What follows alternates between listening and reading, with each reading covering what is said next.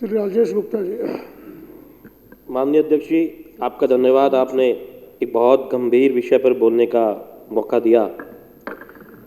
अध्यक्ष जी, आज दिल्ली के लोकप्रिय मुख्यमंत्री हमारे साथ आज इस सदन में नहीं है,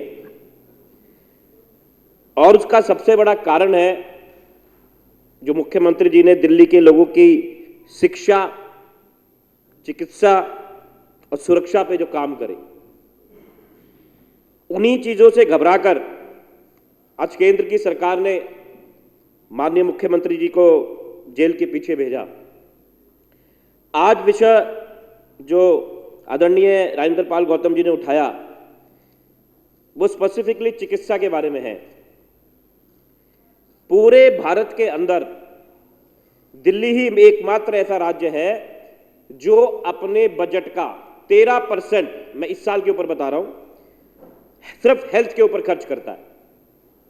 और लगातार जब से हमारी सरकार बनी है ये बजट 15%, 16%, 14%, 13% इतना हमने रखा है।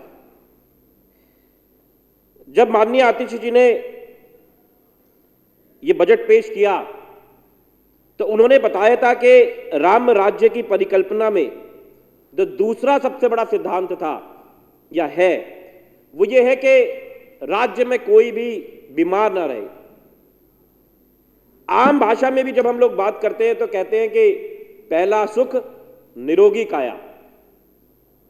अगर घर में कोई फिट नहीं रहेगा तो कोई और काम वो नहीं कर सकता, ना वो पूजा कर सकता, ना वो बच्चों पे ध्यान दे सकता, ना वो काम धंधा कर सकता। तो उसके शरीर का स्वास्थ्य रहना बहुत जरूरी है। इसी बात को ध्यान में रखते हुए मुख्यमंत्री जी ने दिल्ली की चिकित्सा पे सबसे ज्यादा ध्यान देते हुए दिल्ली में 3 टियर सिस्टम की व्यवस्था करी। एक हॉस्पिटल जो पहले भी थे लेकिन कितने गंदे थे, कितने खराब थे, हम सब जानते हैं कि पहले दिल्ली में एक आम बात कही जाती थी कि अगर आपको अपने रिश्तेदार को मारना है, मजाक करा जाता था, तो आप सरकारी अस्पताल में भेज दो, बड़ी संभावना है कि वापस नहीं आएगा, और साथ में जो उसका अटेंडेंट है वो भी किसी न किसी बीमारी में लग जाएगा। इतनी गंदगी, लिफ्ट थी नहीं, थी तो बहुत खराब थी, जगह जगह गंदगी, शौचालय इतने बुरे हाल में कोई जाना ही नहीं चाहता था।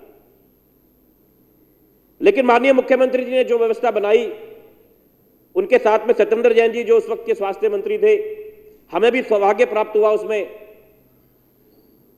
उनके साथ काम करने का, पार्लियामेंट सेक्रेटरी हेल्थ बनने का, और एक एक हॉस्पिटल पे हमने निगरानी रखी।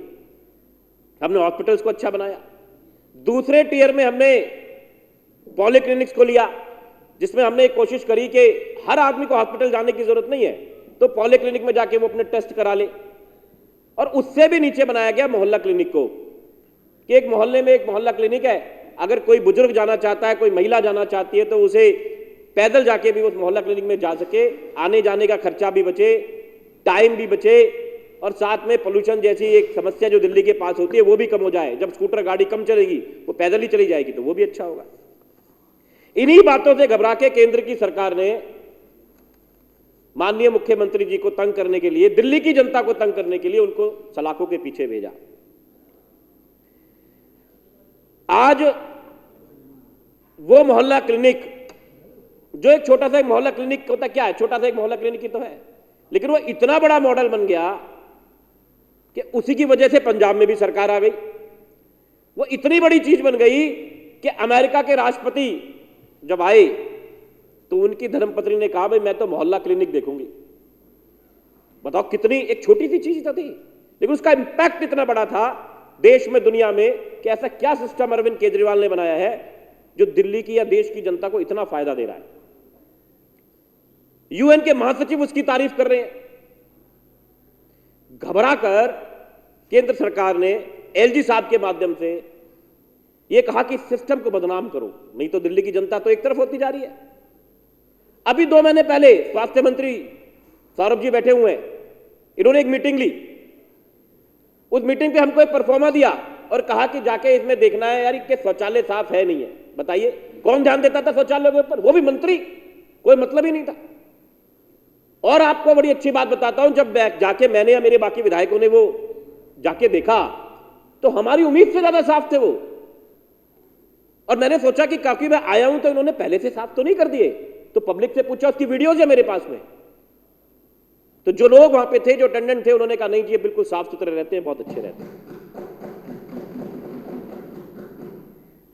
अब एक बात बताइए, जो गौतम जी ने कहा, मैं उस बात को आगे बढ़ा रहा हूं, उनमें दवाइयों को रोक दिया जाए मोहल्ला क्लिनिक में, डॉक्टर्स के ऊपर केस बनाने की कोशिश हो, क्योंकि इनको अपने डॉक्टर्स पे यकीन नहीं है। अरे इतना बच्चा पढ़ाई करता है तब डॉक्टर बनता है, आप कहते हो वो फेक अटेंडेंस लगाता था, आपने केस डाल दिया।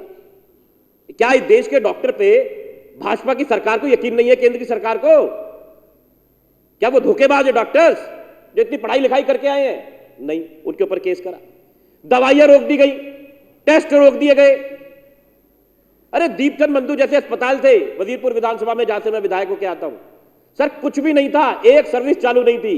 दोनों पार्टियां कांग्रेस और बीजेपी बार बार झगड़ा करती थी नारियल फोड़ने के नाम का। जब मैं वहां विधायक बना, मुख्यमंत्री जी से बात करी, एक एक सर्विस चालू करी, और मैंने सत्येंद्र जैन जी से कहा कि सर लोग कह रहे हैं कि मुहूर्त कर लेते हैं, तो उन्होंने कहा समय नहीं है यार मुहूर्त करने का, तो सब कुछ चालू करे जाओ। और आज तक यही हो रहा है, कोई मुहूर्त मुझे याद नहीं आता मैंने कराओ, लेकिन सारी सर्विसेज चालू कर दी। आज जो लोग प्राइवेट हॉस्पिटल में जाते थे, जच्चा बच्चा केंद्र में, दूर दूर से लोग उस हॉस्पिटल में आते हैं कि नहीं भाई ये हॉस्पिटल बहुत अच्छा है, बेमतलब के टेस्ट नहीं करते, बेमतलब के ऑपरेशन नहीं करते, अच्छा इलाज करते हैं। आज जिन सर्विसेज को रोकने की कोशिश जिस हेल्थ सेक्रेटरी ने करी, क्या उसके ऊपर कोई कार्रवाई नहीं होनी चाहिए? कैसे उन्होंने रोका? कौन जिम्मेवार है? जब मंत्री कह रहे हैं कि हॉस्पिटल अच्छा चलना चाहिए, दवाइयां होनी चाहिए, मुख्यमंत्री जी कह रहे थे, विधायक कह रहे हैं, एमएस कह रहा है, तो कौन है उस दवाइयों के लिए जिम्मेवार? कोई ये जाके थोड़ी, हमारे मंत्री जाके थोड़ी एक कागज देखेंगे कितनी एक्सपायरी दवाई है, कौन अच्छी आ रही है, कौन बुरी आ रही है? कौन जिम्मेवार है उसके लिए? अगर टेस्ट रोके जा रहे हैं, कौन जिम्मेवार है उसके लिए? ये लोग जो दिल्ली की जनता से बदला ले रहे हैं, दिल्ली छोटी सी है अध्यक्ष जी, अगर जीटीबी हॉस्पिटल में जाए ना तो सबके सब लोग यूपी से आते, बेमतलब शोर मचाते, आयुष्मान भारत योजना अगर इतनी अच्छी तो लोग आते क्यों? मैं चैलेंज करता हूं मीडिया के साथियों से, मेरे साथ चले, मैं दिखाता हूं आपको जीटीबी के अंदर कि कहां के लोग ज्यादा है। मैं चैलेंज करता हूं एलएनजेपी में चले मेरे साथ में, मैं दिखाता हूं कि दिल्ली के लोग भी हैं और बाहर के कितने लोग वहां पर आ रहे हैं। जितने भी पेरिफेरल हॉस्पिटल्स हैं, आप चलिए नरेला में, आप देखेंगे कि हरियाणा की तरफ से लोग आ रहे होंगे, सोनीपत से। आप चलिए नजफगढ़ में तो आपको बहादुरगढ़ की तरफ के लोग दिखाई देंगे। अरे भाई देश है सबका, हम सबको आने देते हैं, अच्छी बात है, दिल्ली में एक अच्छी व्यवस्था है, लेकिन आप ना सिर्फ दिल्ली की जनता के साथ में बल्कि उत्तर प्रदेश, हरियाणा की जनता, वहां तो आप इलाज कर नहीं रहे, अरे हम यहां पर कर रहे हैं, तो उसमें भी आपको दिक्कत है। ये जो षड्यंत्र रचा गया है सरकार को बदनाम करना, देखिए मैं एक बाहुबली पिक्चर आई थी अध्यक्ष जी, उसमें दोनों राजकुमार भागते हैं एक विलन से झगड़ा करने के लिए जो उनके देश पर आक्रमण करता है। पहला वाला राजकुमार ये भी नहीं देखता कि अपने लोग हैं उन्हें भी मार देता, क्योंकि उसे गद्दी चाहिए थी, सीट चाहिए थी, कहता मार दो, अपने भी मर रहे हैं तो कोई बात नहीं, मुझे तो ये दिखाना है कि भाई मैं बहुत शक्तिशाली हूं। लेकिन दूसरा रुक जाता है, कहता नहीं मेरे लोग हैं, मैं इन्हें नहीं मारूंगा। ऐसी गद्दी का क्या करना जो अपने ही मारे जाए। मुझे लगता है वो पिक्चर भाजपा के एक एक कार्यकर्ता को, एक एक मंत्री को और प्रधानमंत्री जी को जरूर देखनी चाहिए कि ऐसी गद्दी का क्या फायदा कि तुम्हारे लोगों को नुकसान हो जाए। क्या करोगे ऐसी सत्ता को लेके? अरे झगड़ा करना है मुख्यमंत्री जी से करो, हमने 10 मोहल्ला क्लिनिक एक एक विधानसभा में बनाए, आप उत्तर प्रदेश में बना लो 12, आपके पास तो बहुत पैसा है, बनाओ, आपके पास इलेक्टोरल बॉन्ड से बहुत पैसा आया है, लगा दो उस पैसे को। यह कौन सा तरीका हुआ जो आदमी काम कर रहा है उसको उठा के आप बंद करोगे?